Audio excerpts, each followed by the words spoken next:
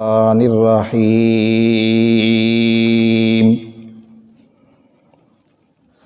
افلا ينظرون إلى الإبل كيف خلقت وإلى السماء كيف رفعت وإلى الجبال كيف نصبت وإلى الأرض كيف سطحت فذكر إنما أنت مذكر لست عليهم بمسيطر سبحان ربك رب العزة عما يصفون وسلام على المرسلين والحمد لله رب العالمين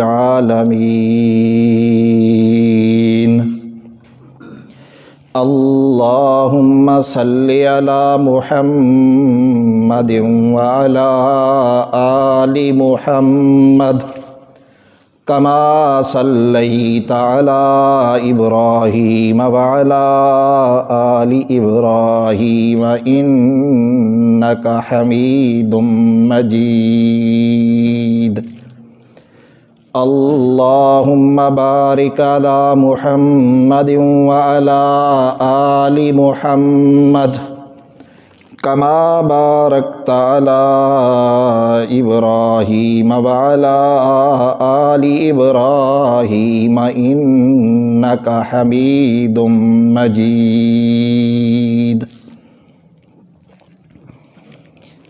میرے انتہائی قابل صد احترام معزز مکرم و محترم سامعین کرام، اللہ رب العزت سے دعا ہے کہ مجھے حق اور سچ بیان کرنے کی، آپ کو توجہ کے ساتھ سننے کی، پھر ہم سب کو اس کے مطابق عقیدہ اور عمل بنانے کی توفیق عطا فرمائے، اور اللہ جل جلالہ میری زبان سے چند ایسے بول بلوا دے جو اسے پسند آ جائیں اور ہم سب کی نجات کا ذریعہ بن جائیں۔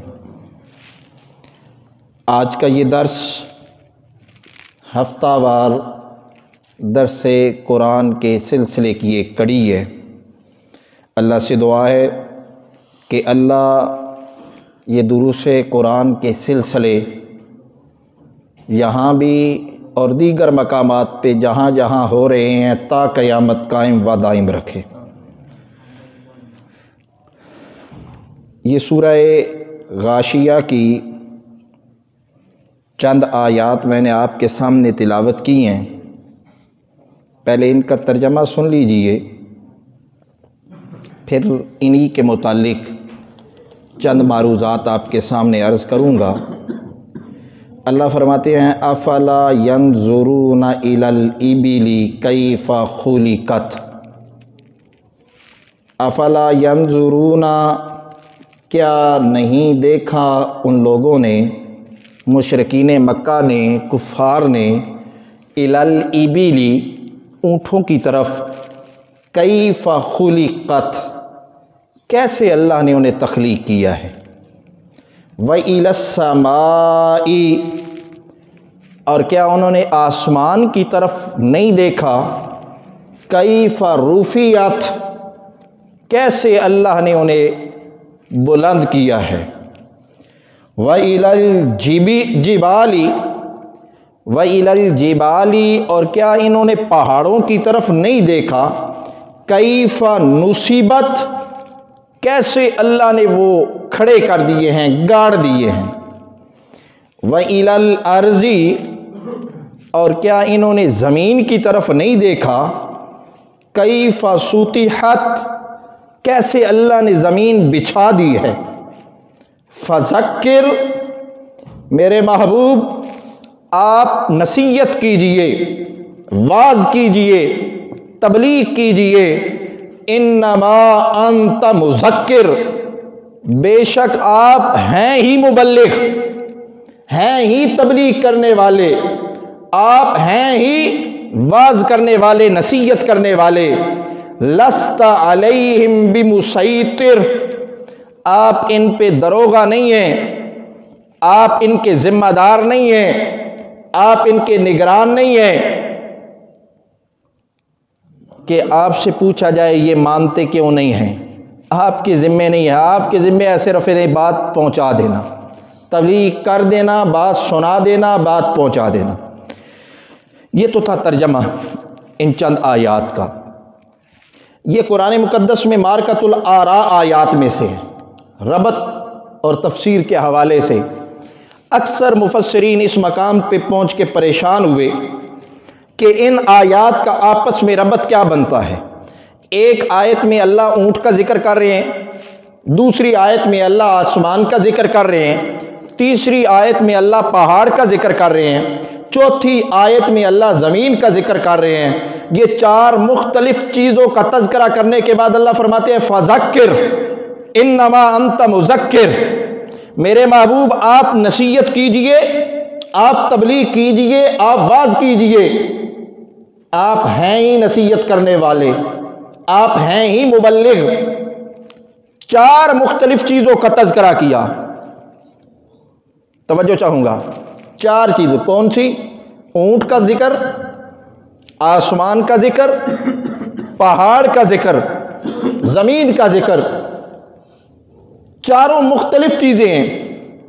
ان چاروں کا آپس میں کوئی جوڑ اور ربط نہیں بنتا۔ کتھے اٹھ تے کتھے آسمان، تے کتھے پہاڑ تے کتھے زمین، کوئی جوڑ، کوئی ربط، کوئی تعلق ظاہراً نظر نہیں آ رہا۔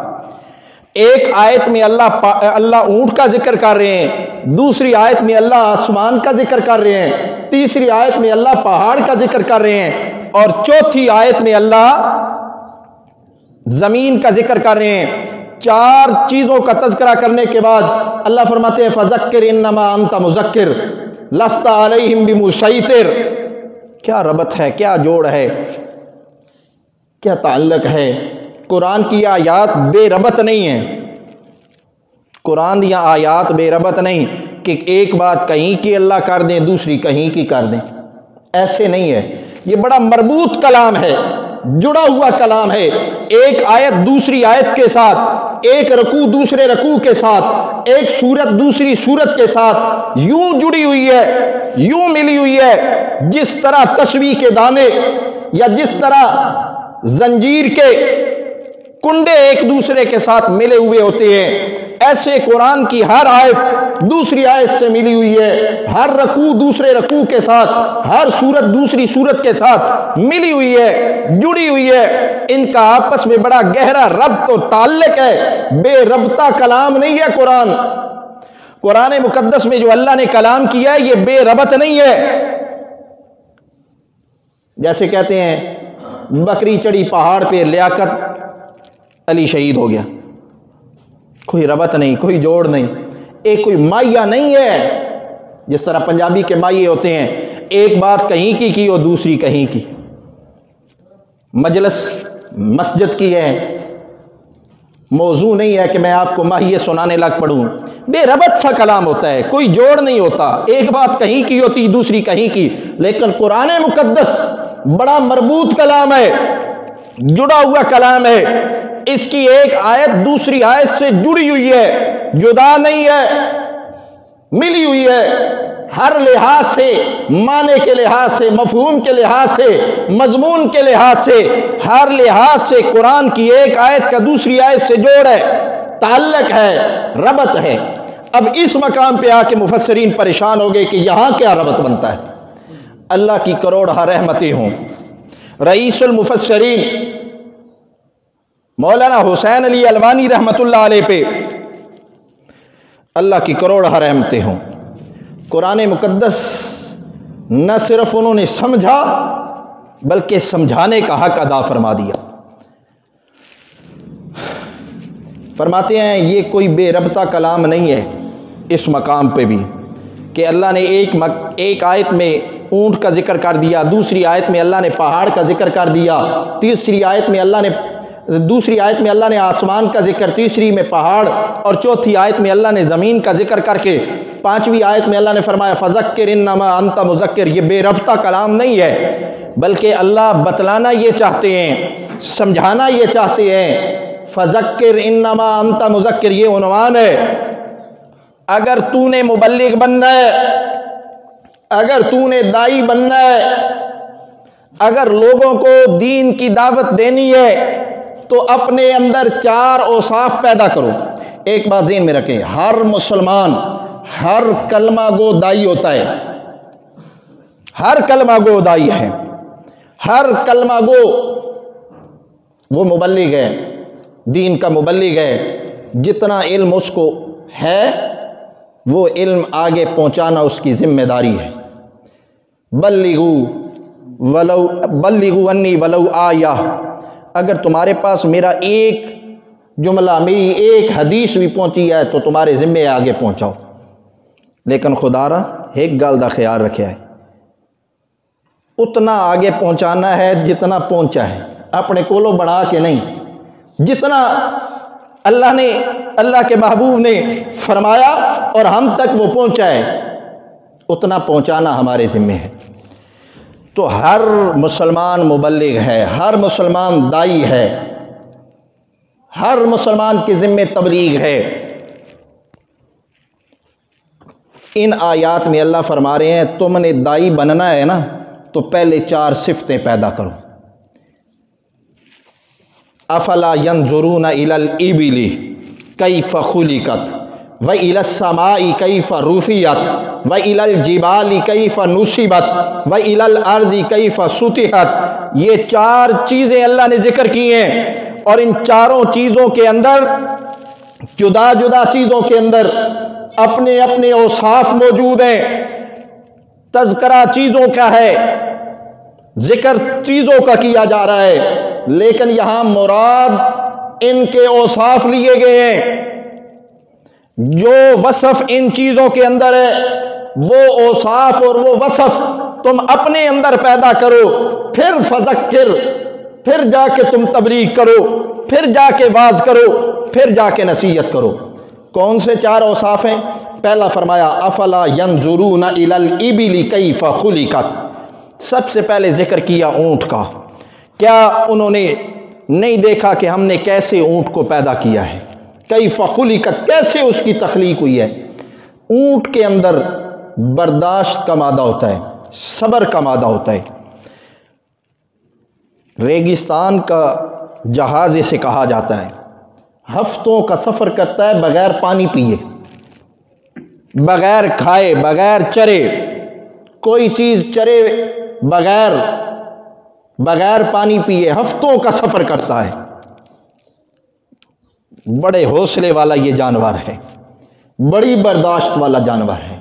اللہ فرما رہے ہیں فذکر انما انت مذکر، اگر تم نے دائی بننا ہے، اگر تم نے تبلیغ کرنی ہے، اگر تم نے واعظ کرنا ہے، اگر تم نے اللہ کا پیغام آگے پہنچانا ہے، بلکہ میں جملہ غلط کہہ رہا ہوں، اگر کو نکال دیں، مسلمان کا ذمہ ہی ہے آگے پہنچانا، ہمارے ذمہ ہے، جتنا دین ہمیں سمجھ آیا ہے آگے پہنچانا ہماری ذمہ داری ہے۔ ہم نے دین آگے پہنچانا ہے، ہم نے اللہ اور اللہ کے محبوب کے فرامین جو ہم تک پہنچے ہیں وہ آگے پہنچانے ہیں۔ اللہ فرماتے ہیں اگر آگے پہنچانے ہیں اور یقیناً پہنچانے ہیں تمہاری ذمہ داری ہے تو افلا ینظرون الی الابل کیف خلقت، پھر اونٹ کی طرف دیکھو کیسے ہم نے اس کو تخلیق کیا ہے، کتنی برداشت ہے اس میں، کتنا صابر جانور ہے۔ تم نے مبلغ بننا ہے تو صبر اور برداشت کا مادہ اپنے اندر پیدا کرنا ہوگا۔ یہ نہیں کہ ذرا سے حالات کٹھن آئے، اوکھا ٹائم آیا تے نس گئے، ایسے نہیں ہونا چاہیے۔ آقا اور آقا کے صحابہ نے انتہا کر دی برداشت کی، بے شمار مثالیں ہیں۔ اشارہ کرنا چاہتا ہوں صرف، شیب ابی طالب ایک گھاٹی تھی، ارد گرد پہاڑ تھے، آقا کو اور آقا کے یاروں کو مجبور کر دیا گیا کہ وہاں وہ محصور ہو گئے، اور ارد گرد کفار نے پہرا لگا دیا کہ کوئی بندہ وہاں ان کو راشن نہیں پہنچا سکتا، نہ کھانے کی کوئی چیز نہ پینے کی کوئی چیز وہاں پہنچا سکتا ہے۔ 1-2 دن کا محاصرہ نہیں ہوا، 2-4 مہینوں کا محاصرہ نہیں ہوا، 3 سال تک آکھنا سوکھا ہے، 3 سال۔ وہ ایسی بند سی گھاٹی تھی جہاں کچھ بھی نہیں تھا۔ صحابہ اکثر بات میں کہا کرتے تھے کہ وہاں اگر ہمیں کہیں سے سانپ کی کھال مل جاتی نا تو اس کو پانی میں ابال کے ہم کھایا کرتے تھے، اور یہ ہماری بہترین غذا ہوا کرتی تھی۔ اور ایک روایت میں آتا ہے درختوں کے پتے یا گھاس کے جو پتے ہوا کرتے تھے انہیں ابال کے ہم گزارا کرتے تھے۔ ایسی برداشت، لیکن دین سے نہیں پھرے، استقامت رہی، دین پہ قائم رہے۔ برداشت ہونی چاہیے، برداشت ہونی چاہیے۔ مولوی صاحب نے کوئی بندہ گل سناوے تو مولوی صاحب کہنا ہے مسیح سنبھالو اسی اے پہ بہنے ہیں، انج نہیں ہونا چاہیے۔ برداشت ہو، تم دین کے داعی ہو، مبلغ بنے ہوئے ہو تو تمہارے اندر برداشت ہونی چاہیے، صبر ہونا چاہیے۔ لوگ باتیں کرتے ہیں، کرتے رہیں، اگر لوگوں کی باتیں سن کے ہم دین چھوڑنا شروع کر دیں تو کوئی بھی ایک بندہ بھی دین بیان کرنے والا نہ بچے۔ برداشت کا مادہ ہونا چاہیے۔ آقا، میرے آقا، آپ کے آقا، ہم سب کے آقا کو لوگوں نے اتنا ستایا کہ کائنات میں اتنا کسی کو نہیں ستایا گیا۔ وہ لوگ جو آپ کو صادق اور امین کہا کرتے تھے انہوں نے کذاب اور جھوٹا کہنا شروع کر دیا۔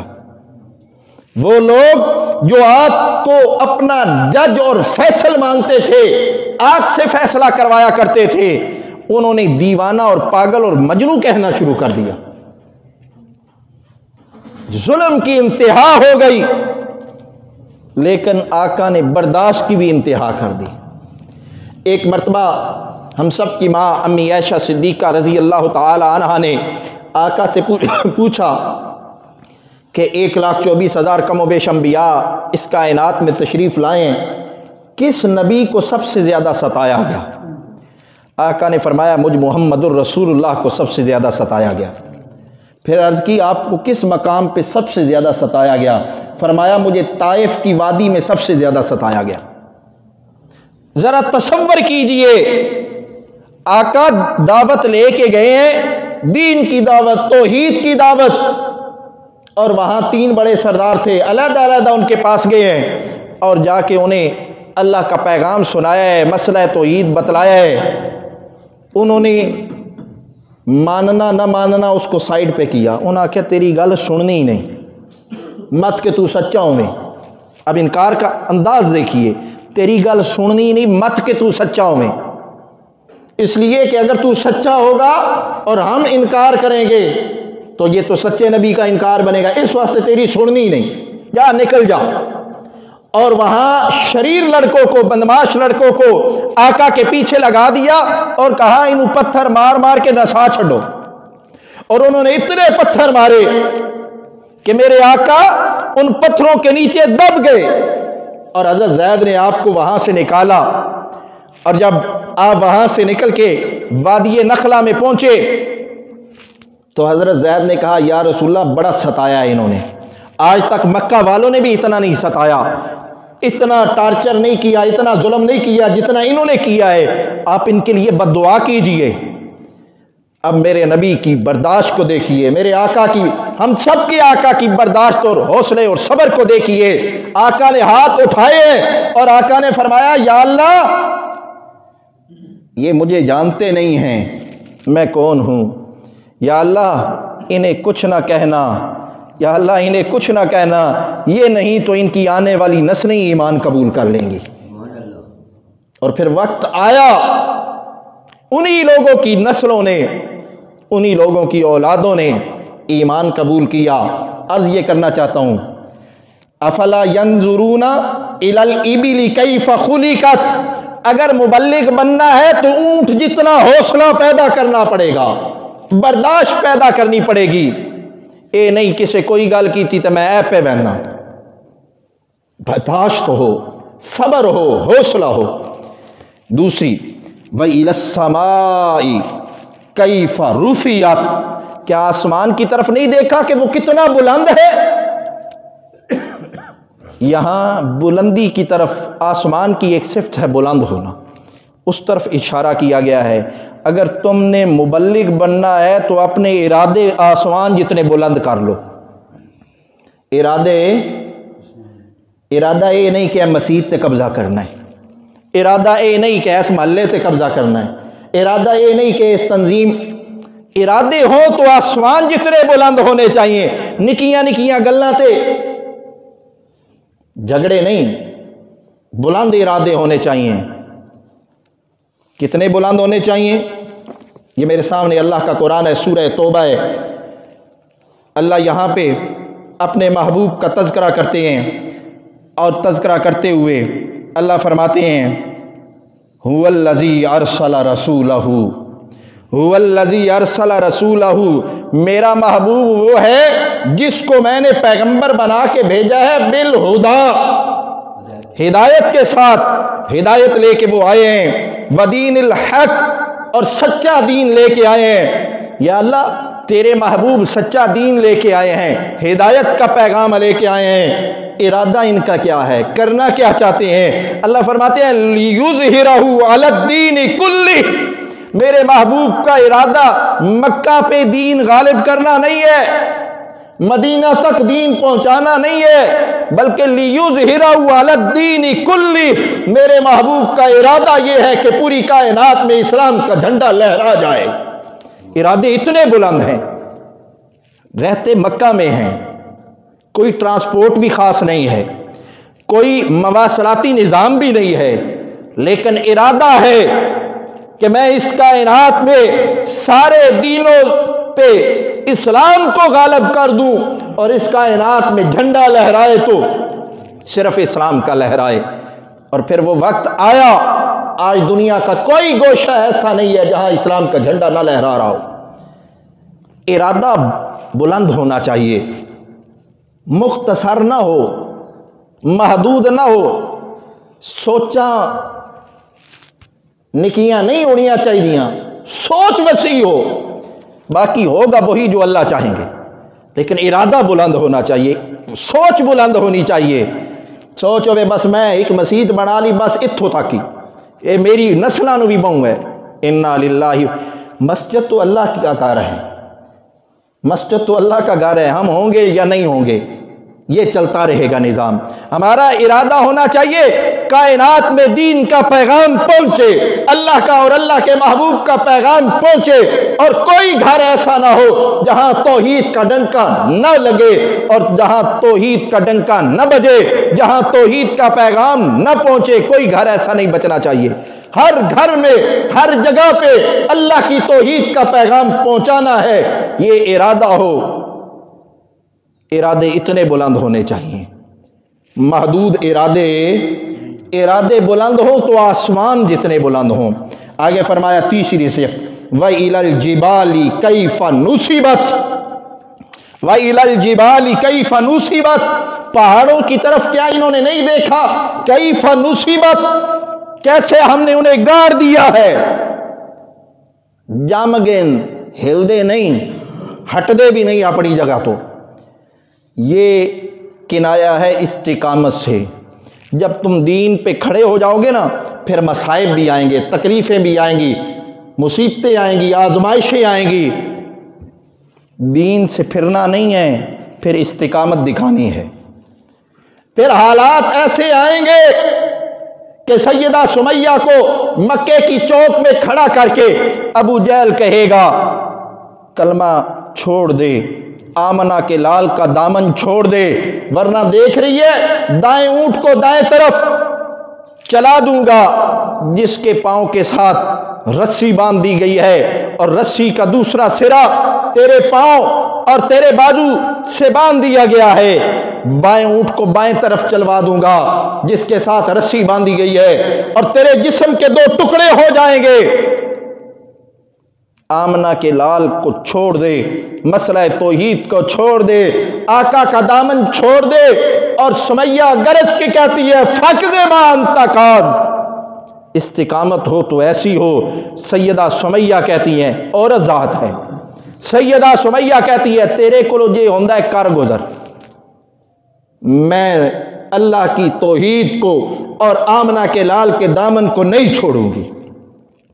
استقامت ہو تو یوں ہو، صبح سے لے کے شام تک تپتی ریت پہ سیدنا بلال کو لٹایا جاتا ہے، سینے پہ پتھر رکھا جاتا ہے، اور شام کو امیہ پوچھتا ہے بلال آمنہ کے لال کو چھوڑتا ہے یا نہیں چھوڑتا، دین کو توحید کو چھوڑتا ہے یا نہیں چھوڑتا؟ اگر نہیں چھوڑے گا جو سزا تجھے آج دی ہے نا، کل اس سے ڈبل دوں گا، اس سے زیادہ دوں گا۔ تو بلال تڑپ کے کہے ظالم، تیری سزا سہنے کا جتنا مزہ آج آیا ہے اتنا پہلے کبھی نہیں آیا تھا۔ استقامت ہو تو پہاڑ جتنی استقامت ہو، استقامت ہو تو بلال جتنی استقامت ہو، استقامت ہو تو سیدہ سمیہ جتنی استقامت ہو، استقامت ہو تو سیدہ زنیرہ جتنی استقامت ہو۔ پہاڑ اپنی جگہ سے ہلتا نہیں ہے۔ اگر تم نے دائی بننا ہے، مبلغ بننا ہے اور یقیناً بننا ہے تو پھر استقامت اختیار کرنی ہے، پہاڑ جیسی، اپنے موقف سے نہیں ہلنا۔ جو مرضی حالات آ جائیں، جیسے مرضی حالات آ جائیں، اپنے موقف پہ استقامت پہاڑ جیسی اختیار کرنی ہے، ڈٹ کے کھڑے رہنا ہے۔ اور چوتھی صفت ذکر فرمائی وَإِلَى الْأَرْضِ كَيْفَ سُطِحَتْ، زمین کی طرف کیا انہوں نے نہیں دیکھا کیسے ہم نے اس کو بچھا دیا ہے؟ لوگ زمین پہ تھوکتے ہیں، زمین پہ پاؤں مار کے چلتے ہیں، زمین پہ پیشاب بھی کرتے ہیں، لیکن زمین پھر بھی ان کو اپنے سینے کے اوپر اٹھا کے چلتی ہے۔ عاجزی ہو، زمین کی عاجزی کی طرف اشارہ ہے، عاجزی ہو تو زمین جیسی ہو، عاجزی اختیار کرو۔ عالم کا کام، دائی کا کام تکبر کرنا نہیں ہے۔ بندہ کہے جی میں چنگی تقریر کر لینا، 10 بندے میری گل سن لیندے تے ہن میں کوئی اور شے بن گیا، نہیں۔ اگر تکبر آئے گا تو بیڑا غرق ہو جائے گا۔ یہ تکبر جو ہے نا، یہ اس کائنات کا سب سے پہلا جرم ہے۔ شیطان نے تکبر کیا تھا ابلیس نے، اور اس نے کہا تھا خلقتنی من نار وخلقتہ من طین، یا اللہ تو نے مجھے آگ سے بنایا ہے، اس کو مٹی سے بنایا ہے۔ آگ اوپر کوٹتی ہے، مٹی نیچے کو بیٹھتی ہے، میں اونچا تے جھکا، میں انہوں کے میں سجدہ کرا۔ اس نے تکبر کیا، اللہ نے فرمایا فخرج، نکل جا یہاں سے، دفع ہو جا، انک رجیم، تو مردود ہو گیا ہے، جا یہاں سے چلا جا۔ تکبر انسان کے اعمال کو برباد کر دیتا ہے۔ اگر بندہ دین کا کام کر رہا ہے تو تکبر سے کوسوں دور رہنا چاہیے۔ تکبر آئے گا تو ساری محنت ضائع، تکبر آئے گا تو سارا کیتا کرتا کھو وچ۔ تو کتنی صفات ہو گئی مبلغ کے لیے، دائی کے لیے؟ 4 صفات۔ پہلی صفت برداشت اور حوصلہ ہو اونٹ جیسا، دوسری صفت ارادہ ہو تو آسمان جتنا بلند، تیسری صفت استقامت ہو تو پہاڑ جیسی، چوتھی صفت عاجزی ہو تو زمین جیسی۔ یہ 4 صفتیں پیدا کر لینی ہے۔ اس کے بعد اللہ فرماتے ہیں فذکر، ہن تبلیغ کرو، ہن واز کرو، ہن درس دیو، اب اللہ کی توحید بیان کرو، اب نصیحت کرو۔ انما انت مذکر، اس لیے کہ تم ہو ہی تبلیغ کرنے والے، تم ہو ہی واز کرنے والے، تم ہو ہی درس دینے والے، تم ہو ہی نصیحت کرنے والے۔ لست علیہم بمسیطر، تواڈے ذمے ہے گل پہنچا دینا، منوانا تواڈے ذمے نہیں۔ لست علیہم بمسیطر، آپ ان کے اوپر دروغہ نہیں ہیں، نگہبان نہیں ہیں، کہ کنوں پھد کے سیدھی رات لے آنا تواڈے ذمے نہیں، آپ کے ذمے ہے پہنچا دینا، واضح کر کے مسئلہ سمجھا دینا، سنا دینا، یہ تمہارے ذمے ہے، بھامے کوئی مننے تے بھامے کوئی۔ آپ کے ذمے ہے دلائل سے بات کرنا، منوانا آپ کے ذمے نہیں ہے۔ دلائل دو، جس کا جی چاہے گا وہ مانے گا، جو آئے گا انابت کرے گا فلی نفسی ہی، اس کا اپنا فائدہ ہے، اور جو نہیں مانے گا فعلیہا، تو اس کا وبال اسی پہ ہوگا۔ تو آن پریشان ہونے دی لوڑ۔ قرآن میں دلائل اتنے واضح اللہ نے بیان کر دیے ہیں، کوئی سمجھنے کی طرف، دھیان دینے کی طرف ذرا سا راغب ہوگا، تھوڑی سی توجہ کرے گا، اس کو مسئلہ سمجھ آ جائے گا، اور جو توجہ نہیں کرے گا، جیڑا سی میرے کو ٹائم ہی کوئی نہیں، میں نہ سندا، تو اس کی اپنی مرضی۔ اللہ نے تو قرآن میں واضح کر دیا ہے، ایک دونی دونی تے دو دونی چار اکڑ مسئلے واضح۔ اللہ قرآن مقدس میں یوں مسئلے واضح کر دیتے ہیں کہ کوئی سمجھنا چاہے تو اس کے لیے سارے دروازے کھلے ہیں۔ وہ علامہ اقبال نے کہا تھا نا، ہم تو مائل بکرم ہیں کوئی سائل ہی نہیں، ہم تو مائل بکرم، ایسا سمجھانے واسطے تیار بیٹھے ہیں، کوئی سمجھنے والا ہی نہیں ہے، کوئی آنے والا ہی نہیں ہے۔ قرآن میں تو دلائل موجود ہیں، کوئی تھوڑی سی توجہ کرے، تھوڑا سا دھیان دے، ہم تو مائل بکرم ہیں کوئی سائل ہی نہیں، راہ دکھلائیں کسے کوئی راہ و منزل ہی نہیں، کوئی قابل ہو تو ہم شان کہیں دیتے ہیں، ڈھونڈنے والوں کو دنیا بھی نہیں دیتے ہیں۔